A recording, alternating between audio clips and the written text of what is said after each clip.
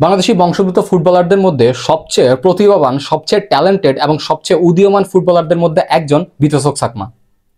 এই নামটা আমাদের সবার পরিচিত এবং সবার পছন্দের নাম। তিনি দ্বিতীয়বারের মতো বাংলাদেশের জার্সি গায়ে খেলতে আসছেন। লাতিন বাংলা সুপার কাপে তিনি খেলতে আসছেন। এর আগে তিনি বাংলাদেশের জুনে ওপেন ট্রায়াল যেটা হয়েছিল নেক্সট গ্লোবাল স্টার নামে, সেখানে তিনি এসে খেলে গিয়েছেন 54 জন ফুটবলারের মতো। তবে এসেছেন 54 জনের মধ্যে হয়ে, কিন্তু যাওয়ার সময় তিনি টপ 1 কিংবা 2 এর হয়ে গিয়েছেন। বাংলাদেশের বংশোদ্ভূত ফুটবলারদের মধ্যে, উদীয়মান তারকাদের মধ্যে সেরাদের একজন হয়ে গিয়েছেন।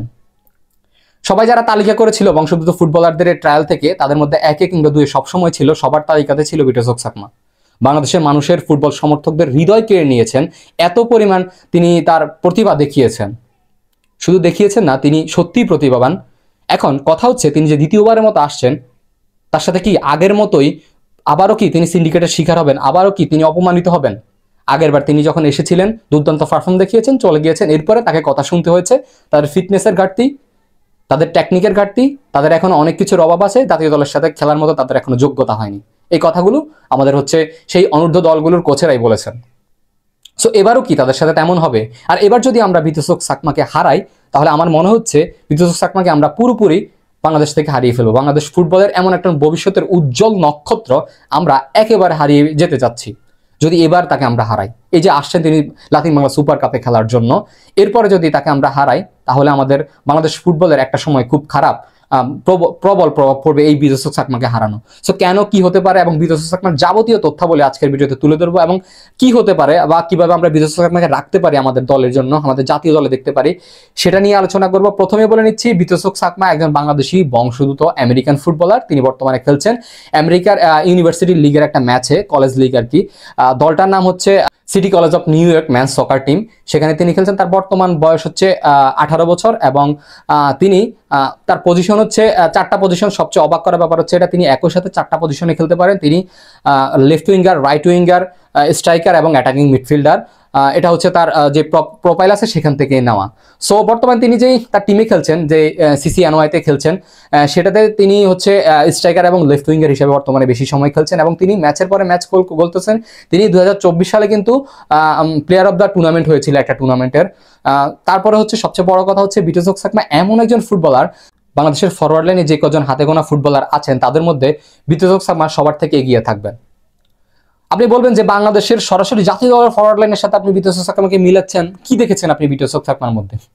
আমি ভিডিওর মধ্যে দেখেছি তার স্পিড, তার ফিনিশিং, তার ড্রিবলিং, তার ball control, through pass, match scanning, match temperament বোঝা এবং তার দক্ষতা এবং তার হচ্ছে যে মনোবল, যে কন্ট্রোল, তার সাথে মানিয়ে নেওয়া ওয়েদারের সাথে। তিনি জুন যখন এসেছিলেন ট্রায়ালে, জুন মাসের ওপেন ট্রায়ালে, তখন তিনি এমনভাবে খেলেছিলেন ওই কদিন, ওই 3টা ম্যাচ, যেখানে বাকি সব প্লেয়াররা স্ট্রাগল করতেছিলেন ফিজিক্যালি, মানে মেন্টালি এবং ফিজিক্যালি মানিয়ে নিতে পারছিলেন না ওয়েদারের সাথে। তিনি এমনভাবে খেলেছিলেন মনে হয় যে তিনি বাংলার সন্তান, সবসময় বাংলাতেই খেলছেন, তিনি বাংলাদেশের হয়ে খেলতেছেন। তিনি এই ওয়েদারের সাথে এত অ্যাডজাস্ট করে নিয়েছেন।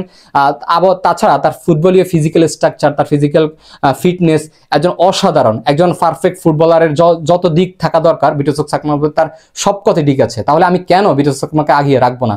বিতোসক সাকমা কেন আপনার হচ্ছে ফরওয়ার্ড, বাংলাদেশের বেস্ট ফরওয়ার্ড লাইন হতে পারবে না? বাংলাদেশের ফরওয়ার্ড লাইনের নামধারী যে কজন আছেন, আমি তাদের নাম উল্লেখ করছি না, তবে আমার মনে হয় বিতোসক সাকমার মতো কম্পেয়ার করার মতো এখন কেউ নেই বাংলাদেশ ফরওয়ার্ড লাইনে। বিতোসক সাকমার যে ফিনিশিং স্কিল, এটা আমাদের বাংলাদেশ ফরওয়ার্ড লাইন আমরা এখনো দেখতে পাচ্ছি না। সো বিতোসক সাকমার মতো যদি আমরা ফুটবলারকে, ট্যালেন্টেড ফুটবলারকে যদি আমরা হারিয়ে ফেলি, যে কিনা আমাদেরকে ভবিষ্যতে একটা বিশাল পর্যায়ে নিয়ে যেতে পারে। ধরেন হামজা সমিত, এই যে বাংলাদেশের এই যে সকল কিছু সিন্ডিকেট সহ সকল কর্মকাণ্ডের সাথে এবং বাংলাদেশের এই আধভাঙ্গা স্ট্রাকচারের সাথে, সিস্টেমের সাথে ফাইট করতে করতে কিন্তু তাদের ফিক টাইম পড়ে যাবে। তখন আপনার যে স্বপ্নটা, যে বিশ্বকাপে খেলার যে স্বপ্নটা বাংলাদেশের, সেটা কে দেখাবে? ভবিষ্যতের হামজা সমিত কে হবে? ভবিষ্যতের হামজা সমিত হবে কিউবারা, ভবিষ্যতের হামজা সমিত হবে বিতোসকরা, ভবিষ্যতের হামজা সমিত হবে ইমান আলমরা।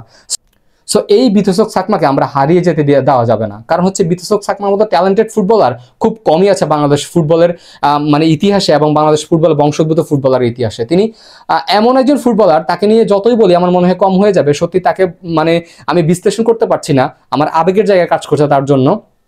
তবে তার টেকনিক্স থেকে শুরু করে তার ফিজিক্যাল স্ট্রাকচার, তিনি অসাধারণ একজন ফুটবলার। তাকে আমাদের জাতীয় দলে অবশ্যই দরকার, কিন্তু তিনি বহুমুখী ফুটবলার। তিনি right wing, left wing, attacking midfielder, striker হিসেবে খেলতে পারেন। এখন সবচেয়ে বড় কথা হচ্ছে ছোটনদের মতো কোচ যারা তাদেরকে নির্বাচন করে বলেন যে তাদের বাংলাদেশ জাতীয় দলে খেলার কিংবা অনূর্ধ্ব দলগুলোতে খেলার যোগ্যতা নেই, তারা যদি এবার এমন করেন, কিংবা সিন্ডিকেট মেম্বার যারা আছেন তারা যদি এবার বিটসকদের সাথে এমন কিছু করেন, তাহলে তাদেরকে ওই যে হাদি ভাই একটা কথা বলে না, ওসমান হাদি, যে ওই যে বলতে পারছি না, ছিঁড়ে ফেলার কথা একটা বলে না, সেই কথাটাই তাদের জন্য। সো এটা ছাড়া আর মানে আমি কিছু বলতে পারছি না। এবার বাংলাদেশি ফুটবল সমর্থকদেরকে কিছু করতে হবে।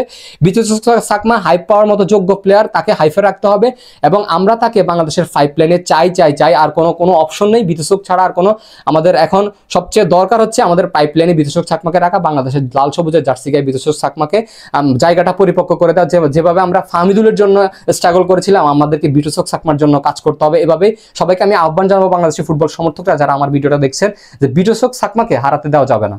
এমন একজন ট্যালেন্টেড, এমন একজন প্রতিভাবান ফুটবলার যদি হারায়, তাহলে বাংলাদেশ ফুটবলের ভবিষ্যৎ নিশ্চিতভাবে অন্ধকার। কারণ আপনার হামজা সমিত আপনাকে ফিক টাইম পড়ে গেলে আপনাকে তখন অনেক দূরে নিয়ে যাবে না। একটা ছেলে যখন 17-18 বছর, এই জায়ানরা, এই কিউবারা, এই ইমানরা, এই হচ্ছে আমাদের এই বিটসক সাকমারা একসময় বাংলাদেশকে অনেক দূরে নিয়ে যাবে, বাংলাদেশ ফুটবলকে অনেক দূরে নিয়ে যাবে। সো তাদেরকে হারাতে দেওয়া যাবে না। এটার জন্য আমাদেরকে যা করণীয় দরকার আমাদের থেকে তাই করতে হবে। এবং এবার আমাদেরকে খেয়াল রাখতে হবে যাতে এই যে সিন্ডিকেট মেম্বার কিংবা কোচেরা বিটসক সাকমাদের সাথে প্রপার গেম টাইম দেন, কিংবা কোনো ধরনের সিন্ডিকেট না করতে পারে, কোনো ধরনের হাবিজাবি প্যাচে পেলে তাদেরকে বাংলাদেশ থেকে অপমান কিংবা বিতাড়িত না করতে পারে। সো এতটুকুই আহ্বান জানিয়ে আজকে ভিডিও শেষ করছি। তবে আমরা চাই বাংলাদেশের লাল সবুজের জার্সি গায়ে জাতীয় দলে বিটসক সাকমাকে দেখতে। আমার মতো যারা চান যে দেখতে, তারা অবশ্যই কমেন্ট করে জানিয়ে দেবেন, ভিডিওটি শেয়ার করে সবার মাঝে ছড়িয়ে দিবেন। ধন্যবাদ, আসসালামু আলাইকুম।